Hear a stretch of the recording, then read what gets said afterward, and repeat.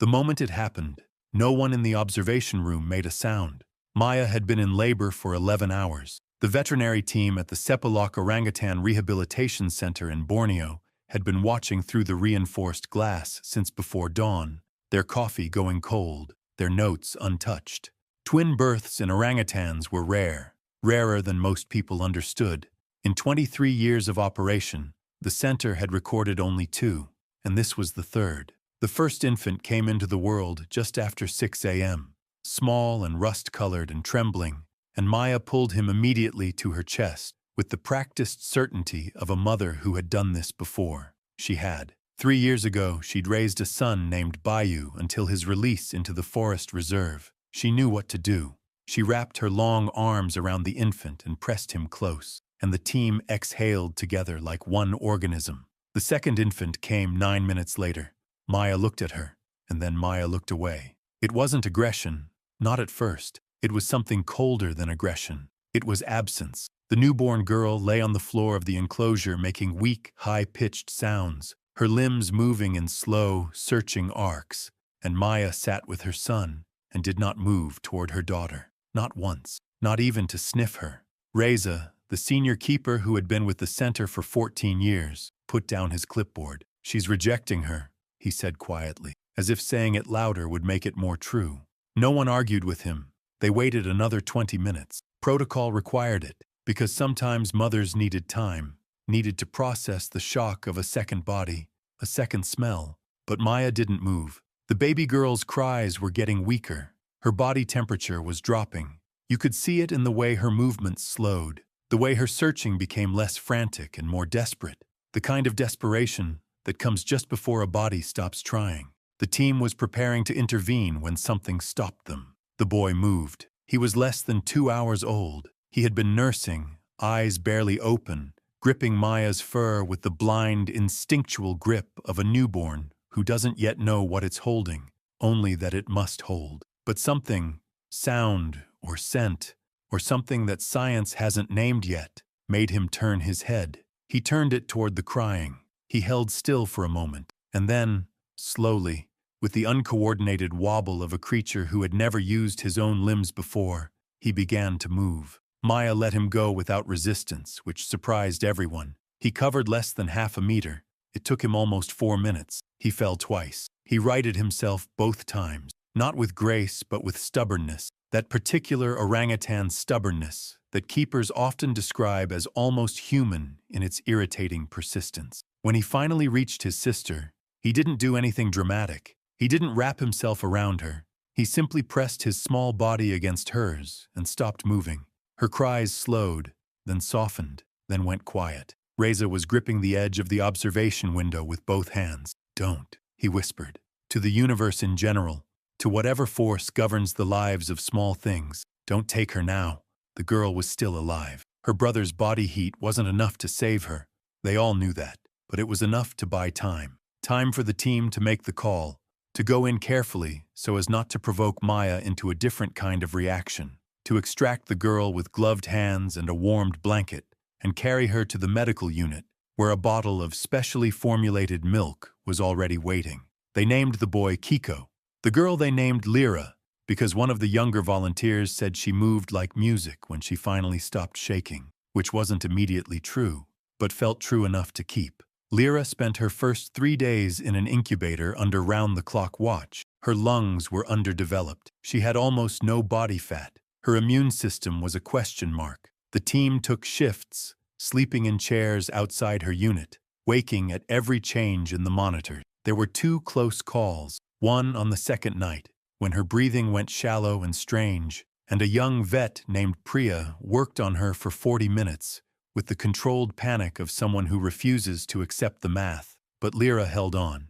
Back in the enclosure, Kiko was not adjusting well to his sister's absence. Maya was attentive to him, nursing him, grooming him with the focused devotion she'd shown Bayou years before. By every observable measure, she was being a good mother. But Kiko was restless in a way that newborn orangutans almost never are. He kept moving to the edge of his mother's reach. He kept making sounds that the team had no clean classification for. Not distress exactly, not hunger, but something in between. something with a searching quality to it. He was looking for something. He was looking for her. On the fourth day, the team made a decision that divided them almost evenly. They would reintroduce Kiko and Lira. Not to Maya's enclosure, not yet, but to each other. Lira was still fragile. The risk of cross-infection was real. Half the team thought it was too soon. Reza thought about the way Kiko had moved across that floor. 4 minutes, 2 falls, half a meter. "Do it," he said. They placed Lira in a padded observation crate and brought Kiko in on Maya's back, letting Maya settle first, letting her sniff the space, letting her decide the room was safe. Then Reza set Kiko down on a soft mat about a meter from Lira's crate, close enough to see her, close enough to smell her, and stepped back. Kiko sat still for exactly 3 seconds. Then he moved toward her with the same stubborn, lurching determination he'd shown on the day he was born, except now his legs worked better. His arms had learned something about weight and balance, and he covered the distance in under a minute. He pressed his face against the mesh of the crate. Lira, propped on a rolled towel inside, turned her head toward him. Her eyes were still the cloudy, unfocused eyes of a very new animal, but she turned toward him the way a plant turns toward light. Not thinking, just knowing. Priya wrote in her notes that day, "Kiko shows no confusion about who she is, no learning curve. He simply knows her." Maya watched from across the room with the careful neutrality of a mother who has already sorted the world into what belongs to her and what doesn't. She didn't approach. She didn't interfere. She groomed her own arm with elaborate concentration, as if the whole scene had nothing to do with her. Over the following 2 weeks, the team developed a routine. Kiko would spend days with Maya, nursing, sleeping, learning the warm geography of his mother's body. But twice a day, for carefully monitored sessions, he was brought to Lira's unit. And twice a day, without fail, he went straight to her. What happened during those sessions was difficult to document in any way that felt scientifically respectable. Kiko would position himself next to Lira, against her side, or with his arm across her, or simply facing her, and his presence had measurable effects. Her cortisol levels dropped, her sleep cycles regularized, her feeding improved. The team had a pediatric consultant on call in Kuala Lumpur, and when Reza described Kiko's behavior over the phone, the consultant was quiet for a long moment before saying, "That's co-regulation. He's doing what a mother does. He's 6 weeks old," Reza said. "I know," the consultant said. "I don't have an explanation for that." Lira gained weight, slowly, stubbornly, the way she seemed to do everything. Not easily, but with a refusal to stop that started to feel like personality rather than biology. By week 4, she was holding her own head up. By week 6, she was gripping.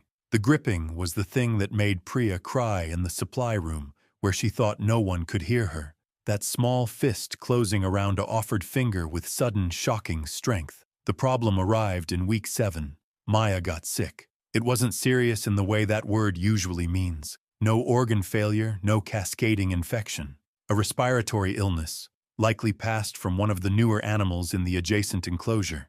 The kind of thing a healthy adult orangutan shakes in 10 days to 2 weeks. But it meant isolation. It meant Kiko could not be brought to Lira's unit because he was a potential carrier. It meant the twice-daily sessions stopped, and without transition, without preparation, without any way to explain to either of them why. Kiko's reaction was immediate and severe. He refused to nurse for the first 18 hours. He sat in the corner of Maya's isolation unit with his back to the room and made those searching sounds again, low and repetitive, the ones that had no clean name. Maya, feverish and irritable, nudged him twice and was ignored, which was something she clearly had no prior experience with. She stared at the back of her son's head with an expression that several keepers independently described as bewildered. Lira's reaction was different, but in some ways worse. She had been improving so steadily that the team had started allowing themselves the dangerous luxury of optimism.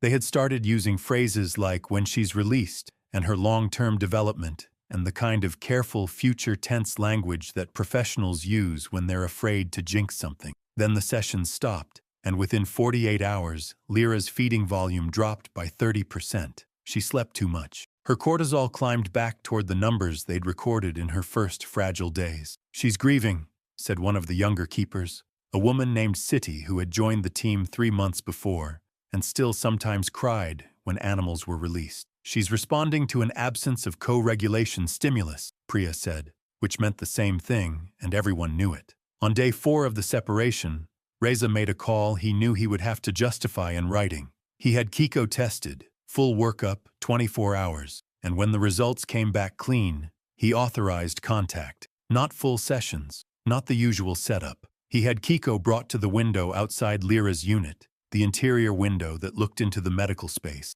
and he let them see each other through the glass. It shouldn't have been enough. Glass is glass. Scent doesn't pass through it. Touch is impossible. Every piece of knowledge Reza had accumulated in 14 years told him this would be symbolic at best, useless at worst. And he did it anyway, because he had run out of better ideas, and because sometimes, in this work, you stopped making decisions from knowledge and started making them from something older. Kiko went to the window and put both hands flat against it. Lira, from inside, turned her head toward the glass and was still.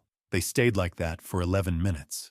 Nobody on the team spoke. Nobody moved. Reza stood in the doorway with his arms crossed and felt something happen in his chest that he later described to his wife as the feeling you get when you see something you're not supposed to be able to see. That night, for the first time in 4 days, Lira finished her bottle. Maya recovered on schedule. Day 11, her temperature normalized. Day 13, she was eating full portions again. Day 14, the isolation lifted, and the team restored the twice-daily sessions with the careful relief of people who had learned not to take ordinary things for granted. Kiko walked into Lyra's unit and did something he hadn't done before. He didn't just press against her side or rest his arm across her. He groomed her. He was 8 weeks old. Grooming is learned behavior in orangutans, observed, imitated, practiced over months of watching adults. 8-week-old orangutans do not groom. Their fine motor control isn't developed enough. Their attention span isn't long enough. The behavior simply doesn't appear at that age in any study, any field record, any captive observation log that the team could find. Kiko groomed his sister for 6 minutes with the focused, methodical attention of an animal twice his age, parting the thin, rust-colored hair on her head with 2 fingers, moving section by section, and Lira sat under his hands with her eyes half closed, and the room was very quiet. Priya filmed it on her phone because the ceiling camera had a blind spot. She sent the footage to 4 colleagues at other facilities that night. All 4 responded within the hour. The messages varied in language and length, but were identical in tone. I've never seen this before. What followed was 3 months of the kind of progress that makes people who work in animal rehabilitation use words they usually distrust, words like miraculous and extraordinary and against all odds, while simultaneously filing careful, hedged reports that use none of those words because the field has been burned before by hope dressed up as data. Lira grew. Not quickly, not without setbacks, but she grew with the accumulated stubbornness of something that had been given every reason to fail and had declined the offer. Her lungs strengthened. Her immune markers normalized. She developed a personality that the team found both charming and exhausting. She was curious to a degree that bordered on reckless. She had no concept of personal space, and she had inherited, it seemed, the same infuriating persistence that had carried her brother across half a meter of floor on the day of their birth. Kiko remained her anchor through all of it. He was with her for the sessions, and noticeably absent between them, and the team had long stopped being surprised by what his presence did to her numbers. What surprised them now was what her presence did to his. Kiko with Maya was a normal, healthy, developing infant orangutan, curious, playful, increasingly independent in the way young males typically are. Kiko with Lira was something else, more attentive, more still. It was as if he carried 2 different versions of himself and knew exactly when to set one down and pick up the other. The question of what came next had been circling the team since month 2, but it landed properly in month 4, during a case review that started as routine and became something else when Reza put Lira's long-term plan on the table. The goal of the Sepalok Center, always, was return, rehabilitation, and release. Every decision made about every animal was made in the direction of the forest, and the team was good at keeping that direction clear even when attachment made it blurry. They had all felt attachment before. They had all learned to work through it. But Lira's case had variables that didn't appear in any standard release protocol, because Lira's case had Kiko, and Kiko had Maya, and Maya was scheduled for a soft release assessment in 11 months. The protocol for twins in captivity was thin because twins were rare. The protocol for a rejected twin raised partially by her brother, while her brother was simultaneously being raised by their mother, was essentially non-existent.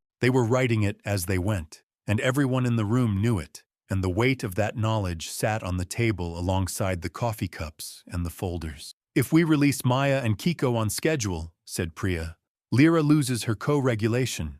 We don't know what that does to her long-term stability. If we delay Maya and Kiko's release to accommodate Lira," said a keeper named Daoud, who had been at the center longer than almost anyone, "we compromise Maya's window. Older animals have harder transitions. You know that. And if we release all three together," Siti said, "Lira isn't ready. Not physically. Her canopy movement is months behind where it needs to be." Reza listened to all of it. He had been listening to variations of this conversation for weeks, in hallways and over meals, and in the particular 3 a.m. version that happened inside his own head while he stared at the ceiling. "What does Kiko do?" he said finally, "when he has to choose?" Everyone looked at him. "We've never made him choose," Reza said. "Every session, we decide who goes where and when. We manage it. We're the variable.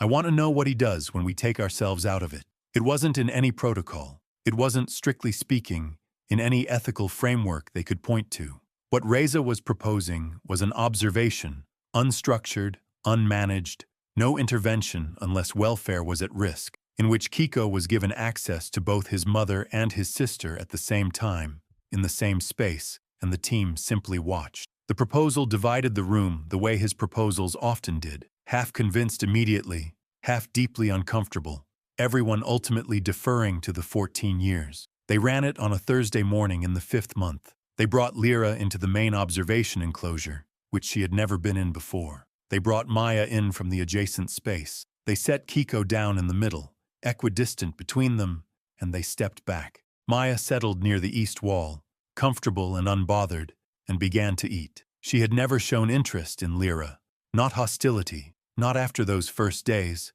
but a consistent, almost architectural indifference, as if Lira existed in a part of the world that simply didn't intersect with hers. Lira sat near the center of the enclosure and looked around with the wide, unguarded curiosity that was her default state. She looked at the walls, she looked at the ceiling rope, she looked at Maya with the particular attention of someone observing a stranger who might be important. Kiko looked at both of them. He sat still for longer than anyone expected, long enough that Siti quietly said, "He's thinking," and Daoud quietly said, "He's an orangutan, not a philosopher," and then went quiet himself because the distinction felt less clear than it usually did. Then Kiko walked to his mother, nursed for approximately 4 minutes, pulled away, walked to his sister, and sat down beside her. He put his arm around her. He looked back once at Maya, who did not look up from her food. He looked at Lira. He stayed. Reza watched from the observation window for a long time after the session ended.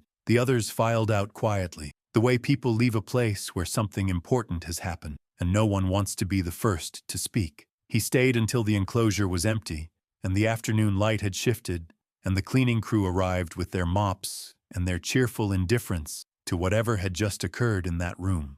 On his drive home that evening, he called the consultant in Kuala Lumpur. "He chose her," Reza said. A pause. "How did Maya respond?" "She didn't." Another pause. Longer. "Then I think you have your answer."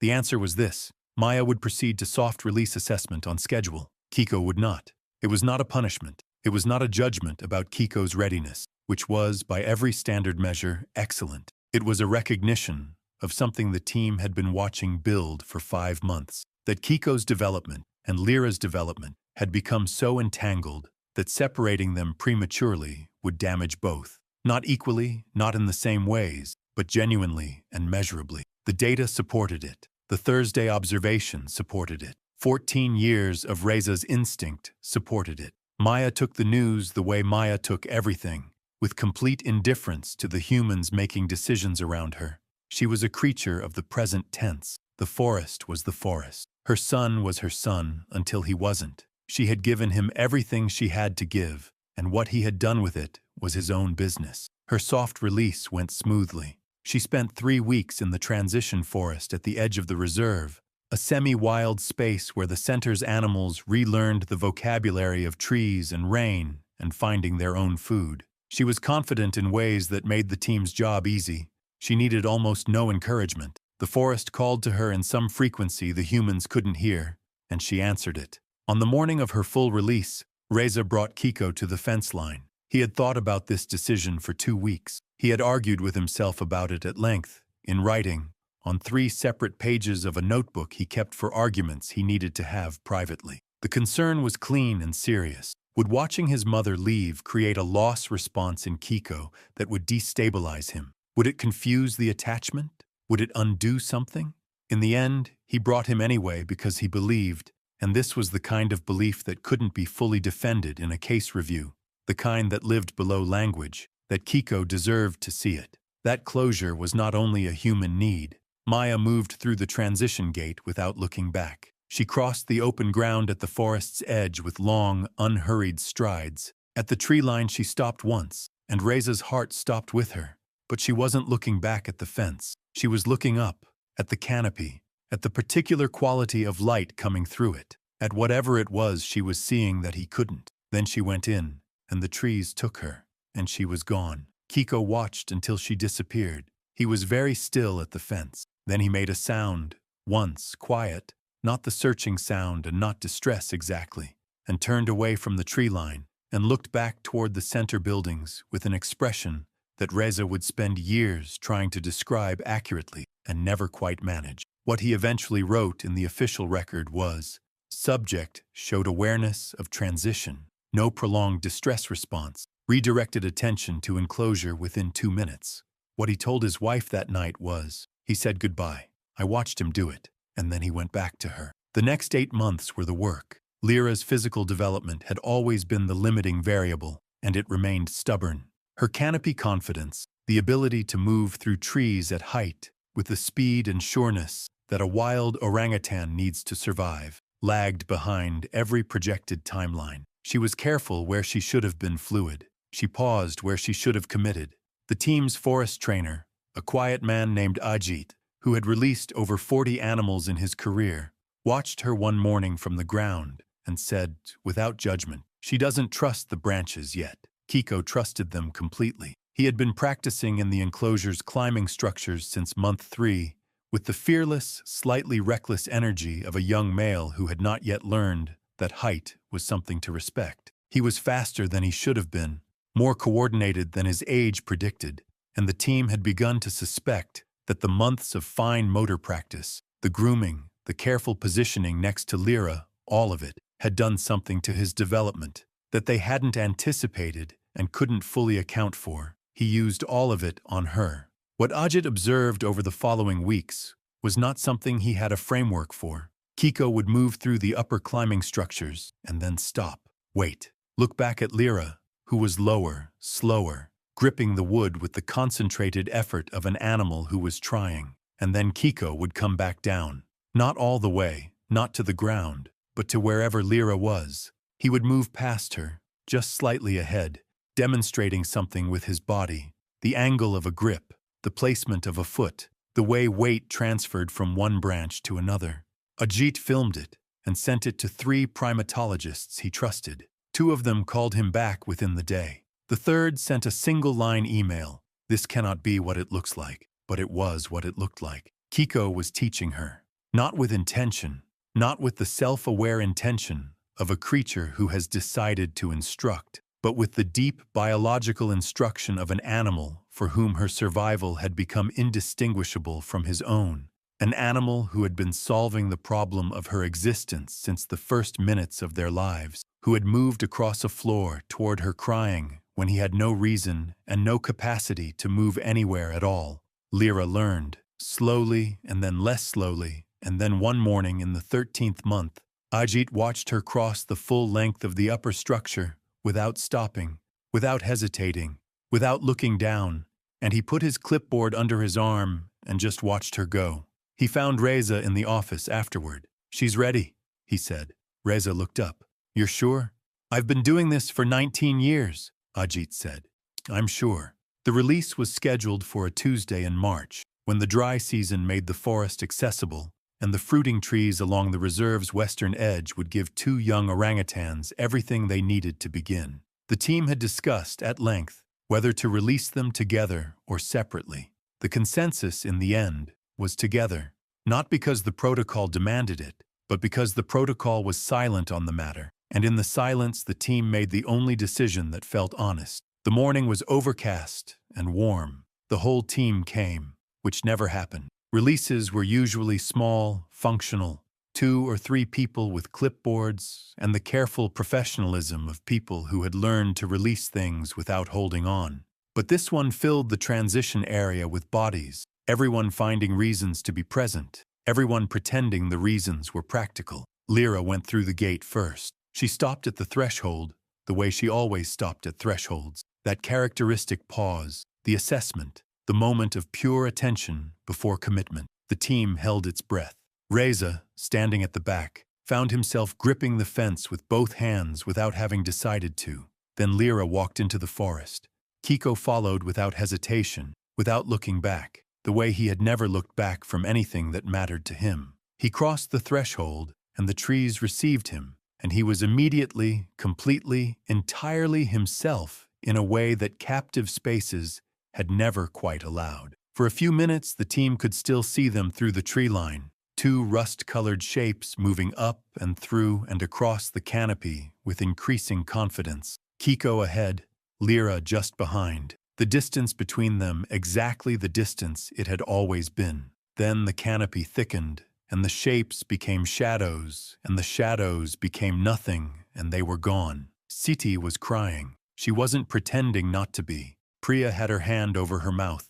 Dodd stood with his arms crossed and looked at the tree line with the expression of a man who had been doing this long enough to know that the ache of a good ending was indistinguishable from the ache of a bad one, and had stopped trying to tell them apart. Reza stayed at the fence after everyone else had gone back inside. He thought about a morning in a delivery room, about a newborn girl on a cold floor, about the monitors and the incubator, and the 2 close calls, and the 40 minutes with Priya, and the bottle that Lira finally finished the night Kiko pressed his hands against glass. He thought about a very small animal moving across half a meter of floor in 4 minutes, with 2 falls, and no reason, and no ability, and every intention. He stood at the fence for a long time. The forest was loud with birds. The overcast was burning off, and the light was beginning to come through the canopy at the angle it gets in late morning, diffuse and golden and indifferent to everything that happens beneath it.